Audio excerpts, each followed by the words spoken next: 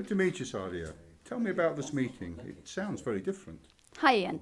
This is an action learning set. It includes senior clinicians, pathology consultants, research and development leaders, and senior managers from community services. We are trying to support each other to help us lead effectively and improve quality and efficiency of our services. So what sort of things do you discuss? These are complex problems, often coming from those who are at the grassroots. It allows us to put quality at the center of our work. It's also a proactive approach rather than a reactive one. It allows us to hear different perspectives on things as well. So we are facing similar challenges across the organization, and that gives us the opportunity to discuss them. It's a great approach. Thank you.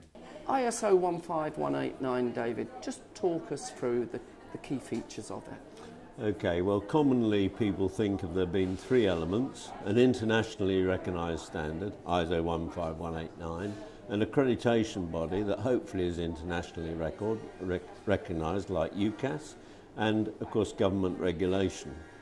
But of course none of these are any use without laboratory, and we tend to forget that. It's the fourth element.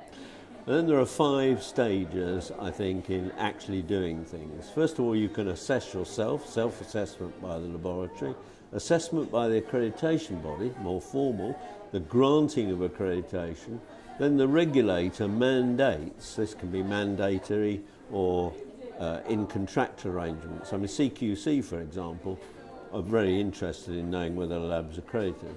Accreditation status is then recognised. Okay. And the quality policy, is a one-page document on a notice board? What's it about? Yeah, I think it is a key document. It is a one-page document. It's probably laminated. Make sure it doesn't curl on the notice board. And all staff and the users should have ready access to it. So I would have it at the medical staff committee for acknowledgement, and all new staff should have a copy. So essentially an easy way to understand the laboratory's commitment to quality. Okay. Here is St Elsewhere's quality policy. One side of A4. This is a controlled document from our quality system and a foundation of our quality manual. It's laminated to stop it curling up, and it's found on a notice board in each of our pathology departments. And the quality management system? Well, again, ISO 15189 has a useful definition. It's the integration of all the processes required to fulfil its quality policy and objectives and to meet the needs and requirements of all users. This requires, of course, a systematic approach and an understanding of all the processes and how they interface within the laboratory. Okay. So let's talk about quality assurance, Ian. Would you say that we have led the world? Well, I think we've been one of the leaders in the world for probably 50 years. We were among the first countries to introduce and run proper quality assurance schemes. And I think we were the first in Europe to introduce accreditation.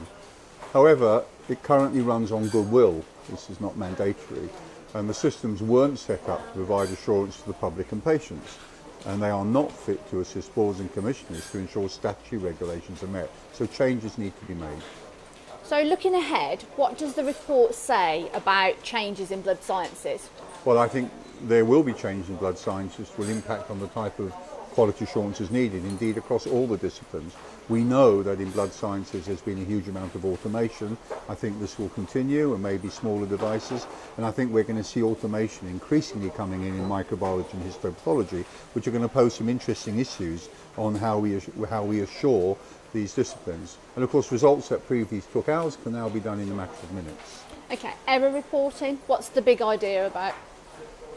Well, I think generally the feeling is that there's not enough error reporting being done, and more important that when we do the error reporting, there's not enough root cause analysis and sharing both the risk and how we can best solve issues.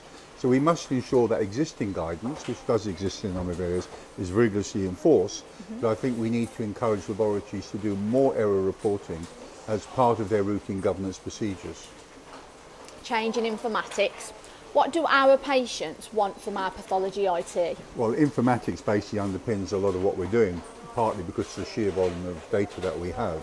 But patients are wanting to be more involved directly, particularly in self-management, and it opens up the opportunities for telehealth, for results going directly to patients, for instance on their mobile phones, but this poses other issues around assurance. I think there needs to be a piece of work done, an emphasis on harmonising and standardising a lot of what we push through IT. Things like common units for tests, so that when GPs get results from different hospital laboratories, they're able to combine them into one report. And patients, as they get into looking into their notes next year, of which there will be a lot of pathology data, need to understand what it is and need to realise that it's harmonised and standardised.